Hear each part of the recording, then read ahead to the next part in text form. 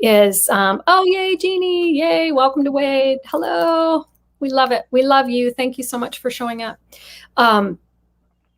Did you go, I know I'm going to have this many books and things on it because I'm that kind of person. I know I'm going to be this successful. Did you? He's going like that. Not at all. And first I have to say, I love Patrick with the Writer's Digest. I always thought I'm like, either I'm an equestrian or you're talking about Fonzie. I'm like, okay, I get it. So, yeah. I would like to actually write for Writer's Digest to see what might come out. No, I always wanted to write my whole life. I always wrote in some form. Started as a journalist and then went into public relations. But I never, I always believed that authors, I loved reading. I grew up with books surrounding me. Both my grandmothers were volunteers at the libraries. I just thought there was a special golden key that was passed around in New York, at a really nice restaurant or cool bar that only certain select people got. I had no idea that I would write one book, much less as many as I have. And, I'm a big believer that fear defines way too many of us in this world, more so than passion. And so we handcuff ourselves, personally and creatively. And if we do that personally, then it stops us creatively. So, my husband, Gary, and my mother said, why don't you write a book? And I was like, stop talking about it and actually do something and see what happens. And that's what I did. And always was a good student and got a literary agent. And the book sold pretty quickly after I got her within a week or two. So, but I do. And what was the title of that book? It was called America's Boy, and it was about growing up gay in the Missouri Ozarks in the 1970s. Not so good for all of this. It's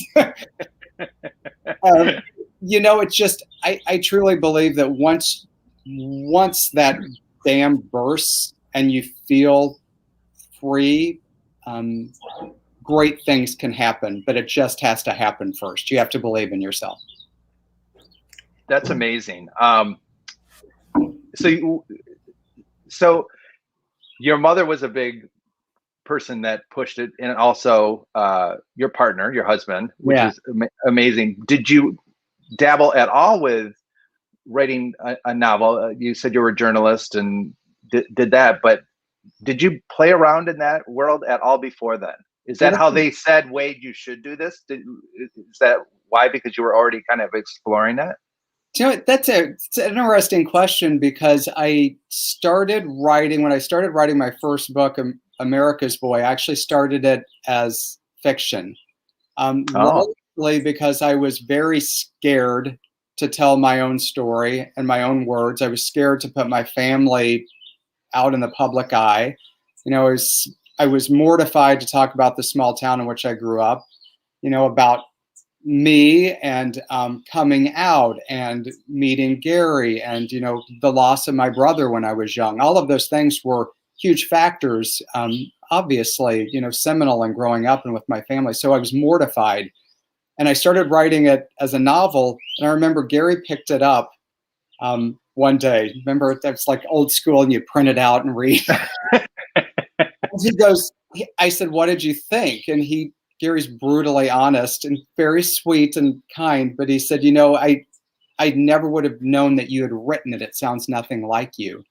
And that's when I realized I actually stopped and started reading a lot of memoirs again. And that's the other big thing for an author is, we all use the same tool belt. We tell the same stories largely. It's just how we bring them to life that sets us apart. So, we have this unique voice up here that talks to all of us. You both have it. Everybody that's watching has it. And we tend to ignore it.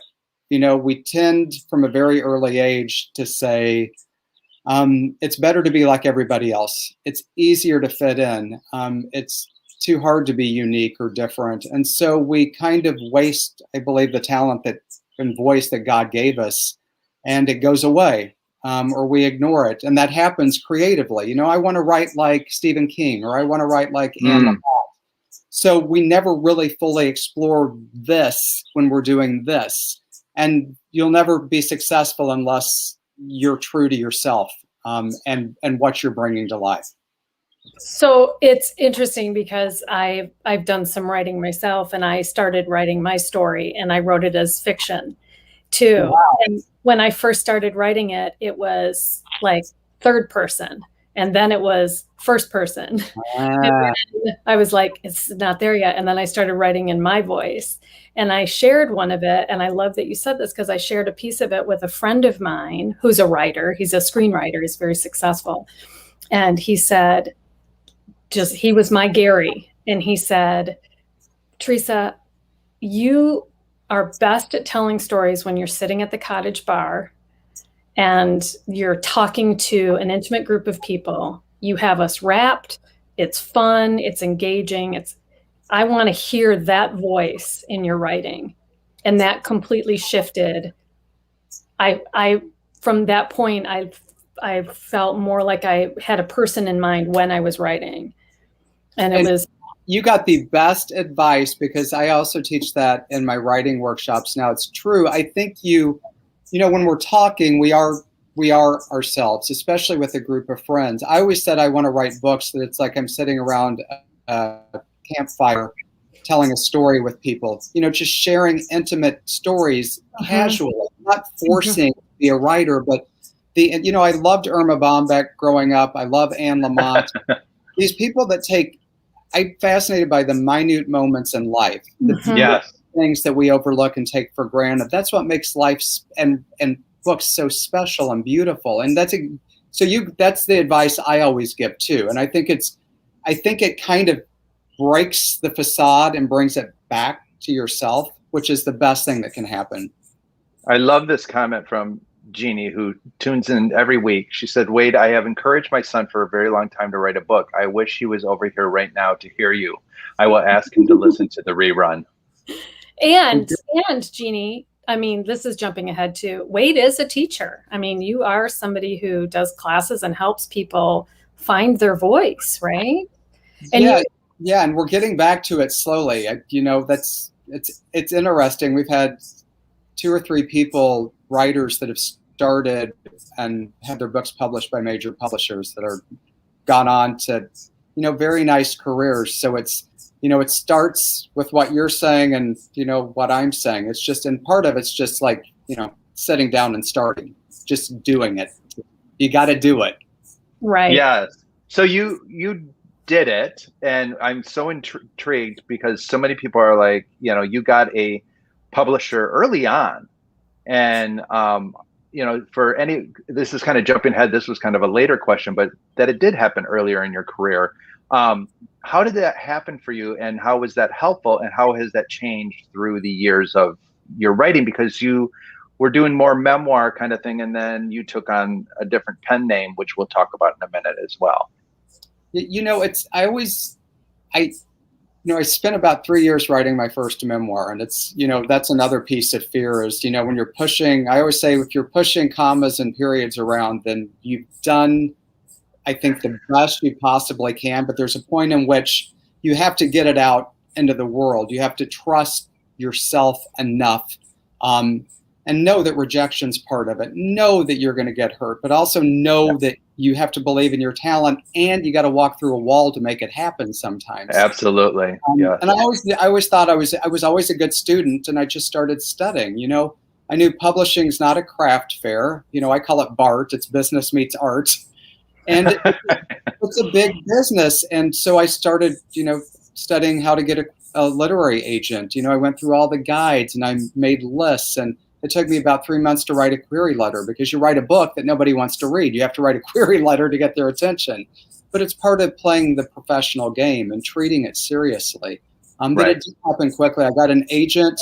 I had 3 offers of representation. I picked an agent, and she sold it within a week to Dutton, which is an imprint of Penguin. So it was fast. Things have changed. It's many things stayed the same. Many things are different. It's still very hard to get published. I think they say the rejection rate's 99.9%. I don't truly believe that, because I think there are avenues to making it happen. You just, one, have to write the best book you can and find an agent that loves you as much as your publisher will. You know, somebody that truly believes in what you're doing. Yeah, I say the same thing. People are like, aren't you intimidated because, you know, we're writers and we're pitching shows, and, you know, and I'm like, people are doing it. There, you know, shows are being made, so there's no reason that we can't as well. And I had the opportunity to speak to Steve Levitan, the creator of Modern Family, and he said very similar to what you said. It's like, you just have to have the best idea that they can not say no to you. And we've always held that on. It's like, but you have to be at the right place, right time, right situation. And I think gotta work it. It gotta work it. Yeah, yeah, and it is pushing down walls. So we are so off of our I know list of questions. Always happens. I know, right? But because you know, it's like you always say something right at the top. I'm already got like 6 things I want to say because I want to explore. Anyway, I want to make sure I make a point of talking about your teaching because I have a point to make with that. But one of the things we always ask people is, where did that spark initially come from? You said that you were that you grew up with books, but when did you know you were a creative being? When did you know you had the gift of writing, or that you wanted to write? Like, how early did you start to explore that? And is that the way your creativity first expressed itself, or did it express itself another way? It was, I was always a big reader, and growing up, you know, I spent my summers with my grandparents at a log cabin. I got dropped off on Memorial Day. I stayed there till Labor Day. Nice. Oh, wow. We had an outhouse for many years. You know, no TV, barely functioning radio. You know, crackly would get the St. Louis Cardinals games. So my grandmothers would load up books and we would read. And oftentimes we would sit on a glider on the bluff that overlooked our creek and, you know, the expanse of the Ozarks. And my grandmother, they were great oral storytellers like my mother. And they would start telling a story and then ask me to continue it. You know, so we kind of created our own book and our discussion. And my grandma used to always say, what do you see when you look out over, you know, the world? And I said, everything. And she goes, that's right. That's called imagination. You can see anything that you want.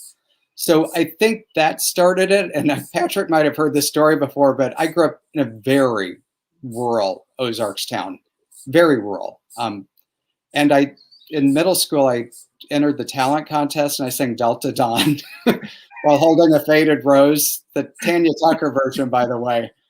It was not pretty at all. I got heckled off stage.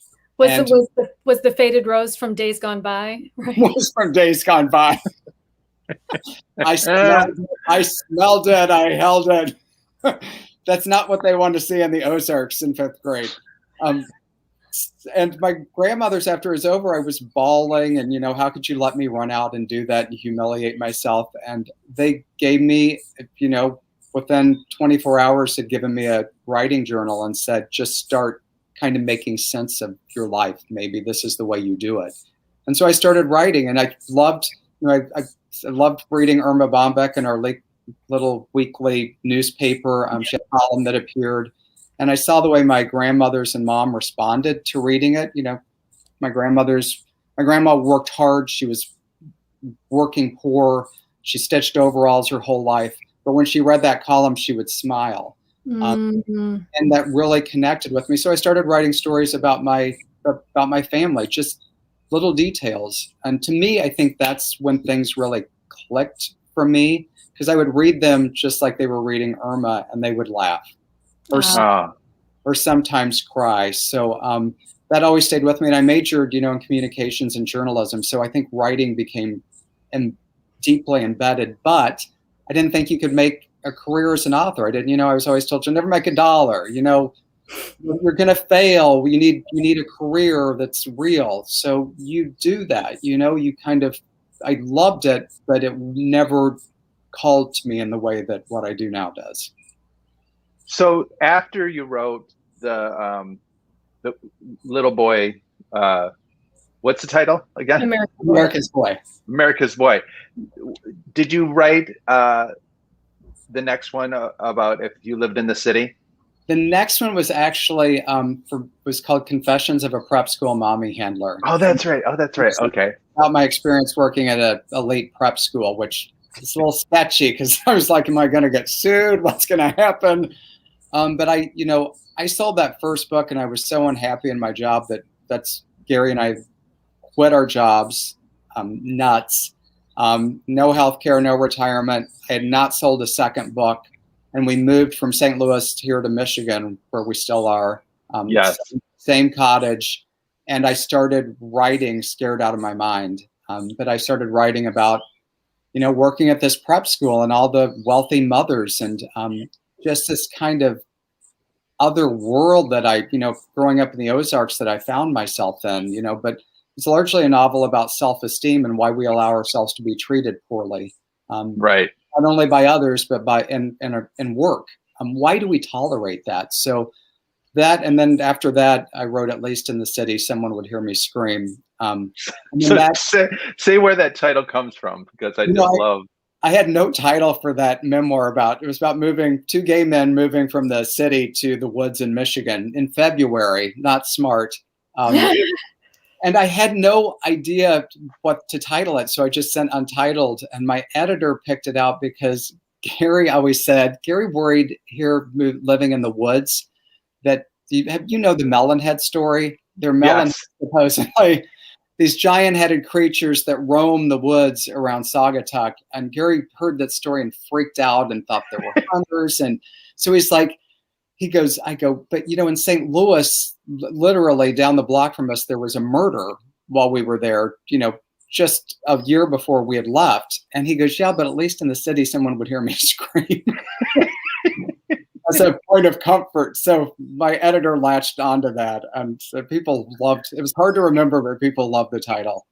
And then you made a wonderful reference throughout that, of course, I am very fond of, and that is, can you say it? Yeah, what would Lucy do? I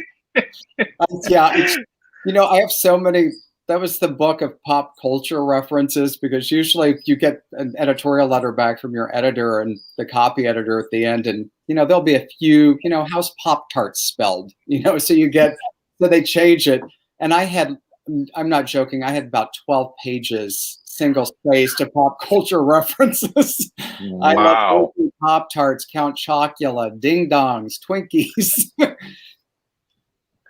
Well, you're talking our language because Teresa loves Pop-Tarts and I love Lucy. So I love me some Pop-Tarts. So this goes so fast. Go ahead, Teresa. Yeah, no, I think you're going into Viola, right? I am. So will you talk a little bit about, and I want to put up your websites here too, but will you talk a little bit about your transition to the kind of writing you do now and taking on the pen name of Viola Shipman? Yeah, and what came first, the chicken or the egg? Did the story come first and then Viola? Great question. So I don't know if it is the chicken or the egg. I had written the last memoir that I wrote was titled "It's All Relative," and it was all about the dysfunction of beauty of family holidays. And it came right at the time that my mother was diagnosed with cancer and had passed away. And then my father, as many men do, did not do well after her passing. And so I was dealing with him and getting him into a smaller house. So nothing really seemed funny to me anymore. I really did not want to write about my personal life at that time. It just everything felt very raw and painful. And so I was helping my dad move out of our childhood home, and in the attic, I came across boxes of my grandmother's and mom's heirlooms that had been boxed up. Charm bracelets, recipe boxes with the handwritten recipe cards, hope chests with Bibles and quilts and scrapbooks. All of those things I discovered, and I had a breakdown at that time because I was so emotional. And, as I mentioned, my grandparents truly were working poor. My grandpa hunted and fished to put food on the table. They had nothing growing up. My grandma and grandpa saved change in an old crock in their garage. when it got full, they took it to the community bank and started a college fund for my mom. She was the first in our family to go to college. Wow. My grandparents sacrificed everything, but they were also, especially my grandmothers, were the kindest, hardworking, good women I've ever known. And when I saw all these heirlooms, I thought I truly at that moment thought my grandmothers were never poor. They're the richest people I've ever known in my life because they got life. They understood. Yeah. We've been reminded the last 2 years what matters most, and it's the little things that we take for granted. It's each other and our health and having a roof and that our family. So I had an idea at that very moment. I grabbed a pen and started writing on top of a cardboard box, just ideas about the charm bracelet. And because my grandmothers used to tell me these stories, the charms represented places they'd never been. They couldn't afford to travel, dreams they had, children that they had lost. And I thought, wow, this thing that we throw away, that we boxed away, tells the story of my family's life. These charms were meaningful to this woman, and really connected the dots from my past to my present. So I started writing. And it's weird. You write memoir under Wade Rouse and you tell your literary agent that you want to write women's fiction using your grandma's name as a pen name. It's like literary Victor Victoria. But I did. It took me 2 or 3 years to write that book. It was a long haul because, writing fiction for women who I think are the most critical readers in the world, I had to get it right, and I still have to get it right. And she told me I only had one shot to do that. But that took me a while, and I wanted my grandmother's name on it. I fought to have Viola Shipman on it because I truly believe in 100 years, long after I'm gone, if somebody walks into a library or a bookstore and they pick up a novel and understand the story of my grandmother, a woman who never asked for anything in her life, and they say her name and understand her story and reconnect, hopefully, with their family in some way, then, I think, that all would have been worth it. Was that your mother's mother or your father's mother? It was my mother's mother. Okay. And was the Charm Bracelet the first book in that series? Starting with her? Yeah, it was the first book, and it was, it was an odd. I was going to events and people in the beginning thought Viola would show up. I walked in and they'd be like, "Why is that man going on stage?" Or they expected me to have a wig and a house dress on, even though I was very apparent with the backstory and why I did it. But it's interesting. Well, Gary could always show up as Viola, and you could. He could, and he does. Yeah, it's a beautiful book. I mean, Patrick and I both fell in love with it, and it's, as somebody who when my mom died, I was like, I don't care. You can have everything. Everybody can take everything out of this house that mother owned. I want the charm bracelet.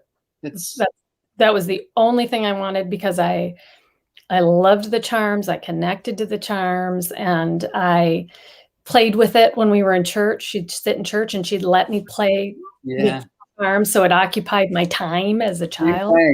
Really? Yeah. Same thing. I could identify them. Like I knew them so well after a while. Just by feel, I could tell what each one was. It's beautiful.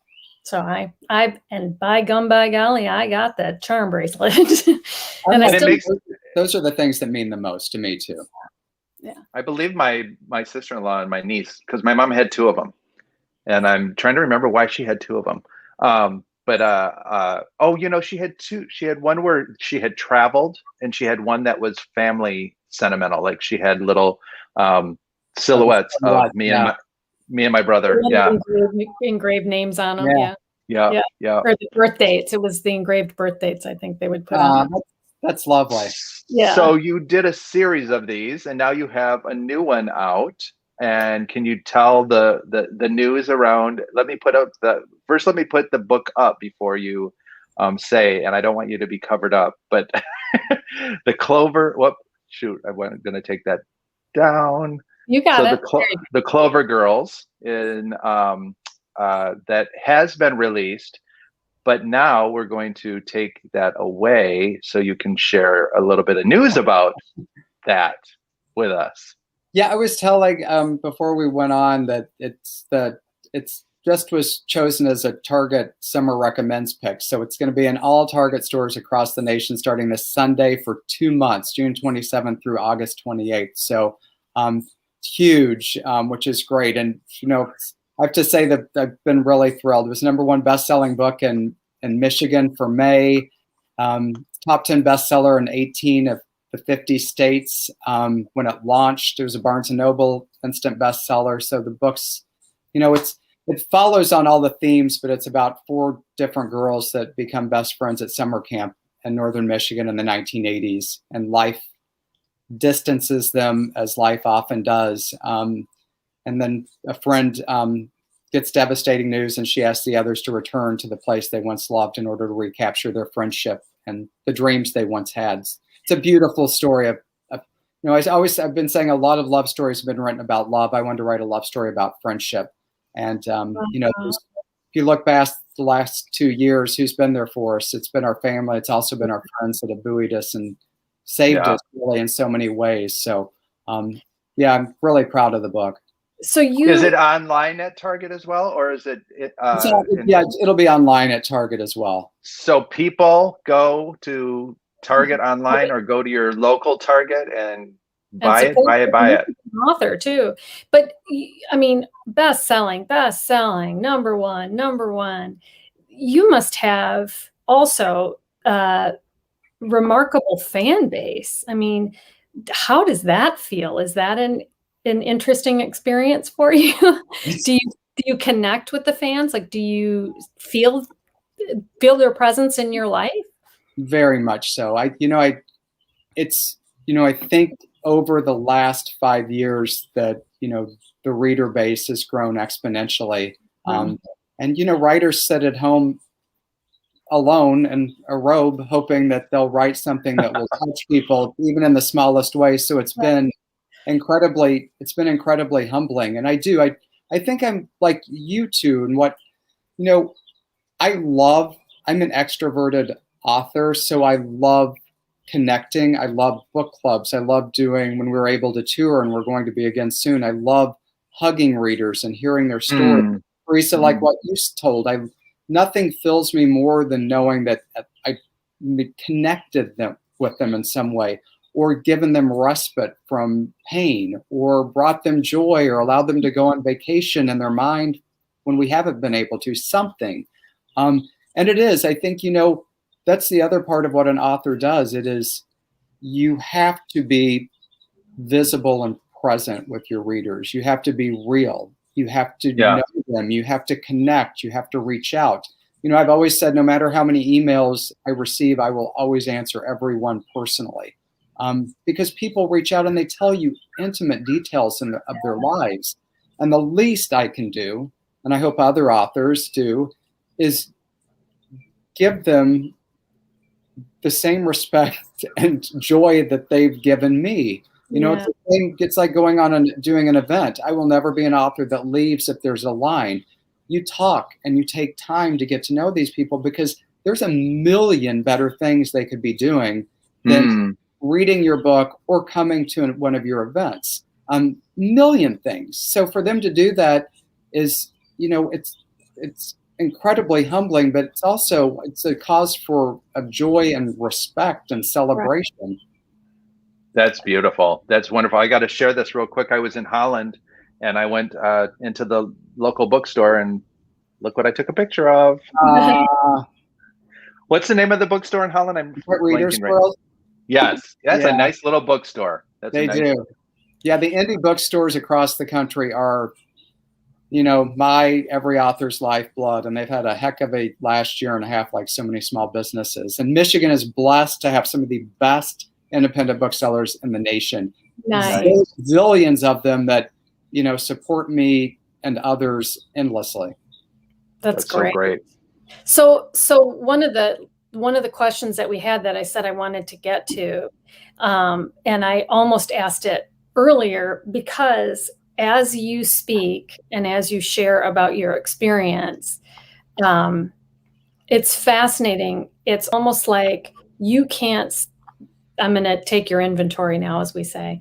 You can't separate yourself as a public speaker, if you will, or as an interviewee from yourself as a teacher. Like, even as you're talking to us, like even what you just said right now, I'm not going to be able to repeat it, but you articulate things in such a way that you're inviting us to learn as you've learned, as you go. It's, I don't think I've ever recognized so much somebody's connectedness to their being a teacher, just as you're being interviewed. Like, you've been teaching us through this whole interview, even though we're asking you other questions. What drew you to teaching, and why why is that important to you? Well, thank you for saying that.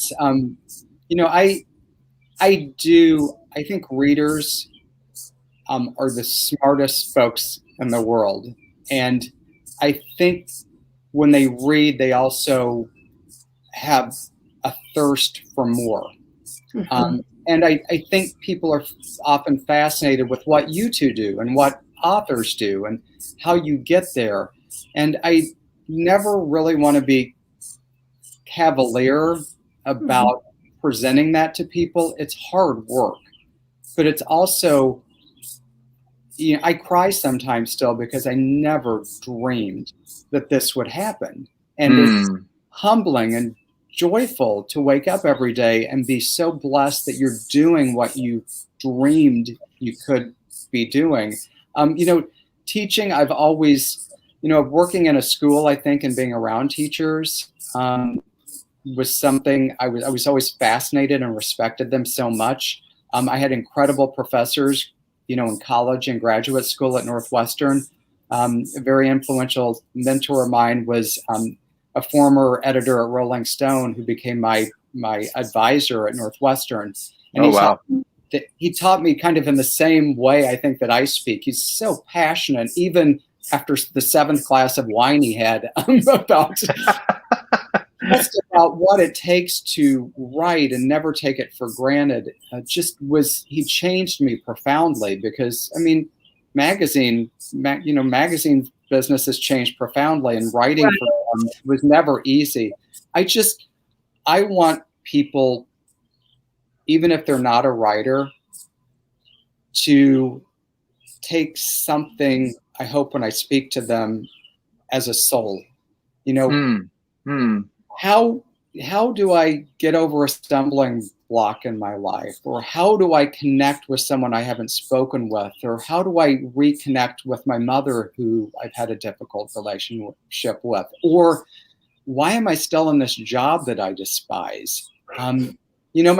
My grandma always said life is as short as one blink of God's eye. And in that blink, we too often forget what matters most. Oh, wow. And it's true, and then my mother was a hospice nurse, and she said, do not end your life with regret. Every patient I care for is filled with regret. If somebody can take something away from it that at least causes a ripple of change or hope in their life, then I think it's what you two do too. It's a matter of connecting in a very real and deep way with people, that hopefully something takes root and grows. Well, Kevin, it's a great quote. He says, one of my favorite quotes is, "The reader lives 1,000 lives. The man who never reads lives only one." Yeah, bravo. Great quote. Well, I want to ask one last thing, because we're already into our time, this is so great, Wade. But this, we are celebrating creatives during Pride Month, and you have a very wonderful creative husband, and you do work together, right? So I'm just wondering, how does that? Great. Because Mark and I do too, and as much as we go away from doing it, for some reason it comes back, and we do. And so I'm just curious that, yes, there are those moments of feeling that way, but how does it work in your relationship? I have to say it is the best possible working relationship. I love Gary, and it is hard when we're around each other 24/7, personally and professionally. And Gary's my marketing manager. He helps the publisher set up my events. He responds to every single book club. He reaches out to readers. He's the one that does the giveaways, the book plates, everything. I mean, we've sent probably 4,000 of those for the Clover Girls.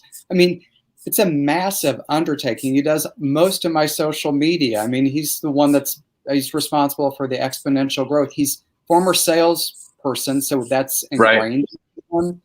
But he believes in me more than anyone in the world. There was a time I didn't think I was going to make it, and he said, "I have no doubt. It will happen." And he supported me in every single way. And it's just, I would not be here or who I am without him. I would not be. We might drive each other crazy. We might scream each other as we're sucking down coffee in the morning. But he's my best friend. He's the best business partner. I mean, I'm blessed, and I feel in a relationship, folks, you look for someone that really pushes you to be your best, that believes in you. If you do that, things will fly. It'll be amazing. And I do have to say, since Pride Month too, I have my first memoir in a decade's coming out next June. Just gonna ask you. If you were gonna write about that. So what are you writing? And it's pride filled too. So it's about my relationship with my dad. So it's the gay son and the father. And it's a very, bare bones, tough book. Very funny, very sad. But the only thing that bonded us was our love of baseball and the St. Louis Cardinals.